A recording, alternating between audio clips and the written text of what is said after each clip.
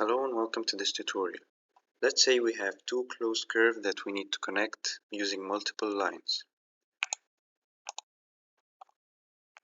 Let's go ahead and try to do that, and sometimes when we try to do this we'll find that a lot of the lines go outside of the curves and they are incorrect and we need to correct them, and for that we need to edit the seam of one curve and align it to the other curve.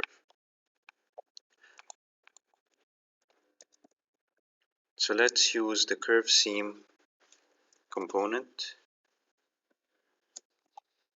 Let's go to curves, utilities, seam. Let's choose one of the curves. Let's say we want to edit the inner one. Let's plug that in, and for that we need the parameter of the seam. And to do this we will need to get the starting point of the other curve, which is the seam of the other curve, and use it as a guide to change the seam of the inner curve. So let's use the evaluate curve component. Let's plug the other curve in. Let's input the parameter to 0. That means we need the start point of the curve.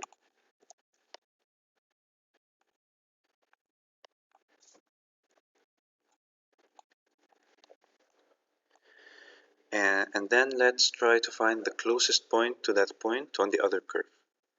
Let's try the curve closest point component. Let's input the curve that we want to edit and the starting point of the other curve. So now we have the parameter. Let's use this parameter and plug it in the seam input, and now we have a curve with an edited seam that's aligned to the other curve. And let's try to um, use this instead of the original curve.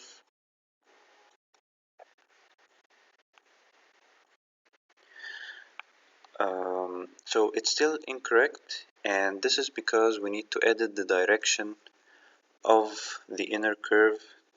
We need to flip it to go with the other curve.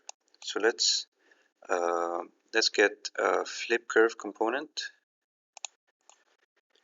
Let's try to flip the curve that we changed and use the outer curve as the guide.